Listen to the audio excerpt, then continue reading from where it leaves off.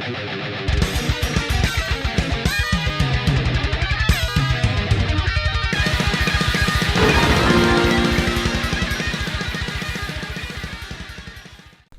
Friday, everyone.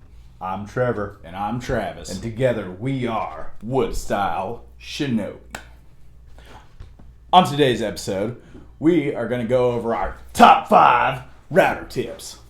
not router tips, but router tips. Yeah, the tips to perform with the router. Yeah. Suggested uses methods. Or however you words with phrases. You know what? However English works, let's just get into it. Number 1! Our first tip is if you're using a router bit with a bearing on it, make sure whatever's holding that bearing in place, a grub screw usually, keep that thing tight because it will come loose and it will destroy whatever you're working on. Yeah. I mean, I've had that fail plenty of times. You probably can't see it unless you zoom in. But, you know, this little grub screw will start coming out, then the tip will start rolling up, and then all of a sudden you don't have a bearing there and your flesh cut goes into your whatever you're trimming down. Your template or whatever. And then you have a new flesh. Yeah. It's a feature, not a glitch. Number 2! Always wear your PPE. This is a given for any time on our videos and all that, but we try to make sure that you physically see us wearing our PPE because we want to be the examples. Lead by example. Not by what we do because we're not that good at it. But, you know, we always wear our glasses. We always wear our hearing protection. One thing that we don't wear while routing that you would think about wearing if you're using a table or something is gloves. But we're not that scared of having one of our fingers explode by a router bit, I guess. Yeah, I mean, I just have it as a good practice because, like, when you're using saws, you're not supposed to use gloves because it'll pull you in and all that. Yeah. All that jive turkey ass shit.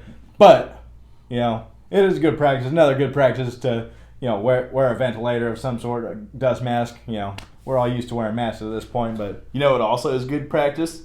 Number 3. Let the tip cool before you use it too much. A lot of jobs you're using, you're not thinking about it. If it's a big job, you want to just get it done. But, you know, after a few, like 4 or 5, 6 passes, that thing gets really hot and is really susceptible to exploding. And they do explode. I believe that happened to me on our Captain Yami guitar, the Black Clover. Is that right? Couple times, right? A couple times, probably. But we definitely caught one on camera, and it exploded on me. Luckily, it didn't hit me because it was going about a gazillion miles an hour. Minimum. Or kilometers for all you Europeans out there. Not that Europeans watch us, but hey! Or Americans. Number 4.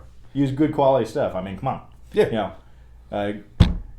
good stuff ain't cheap, and cheap stuff ain't good. Yep.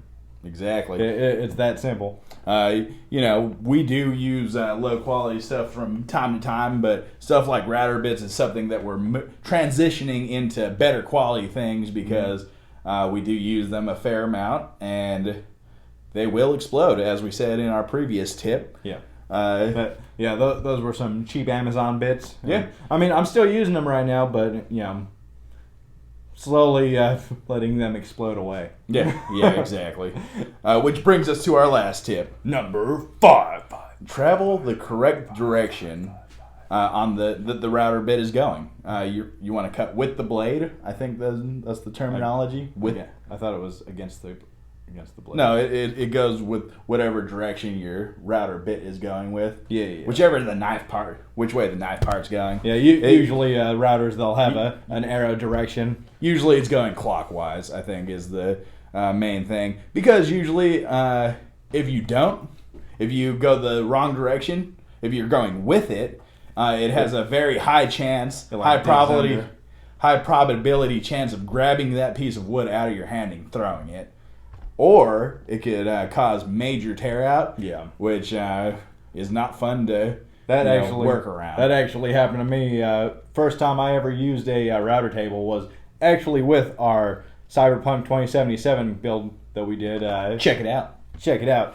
Shitty game, shitty bass. But yeah, that happened on that video, and you can see that a lot of tear out.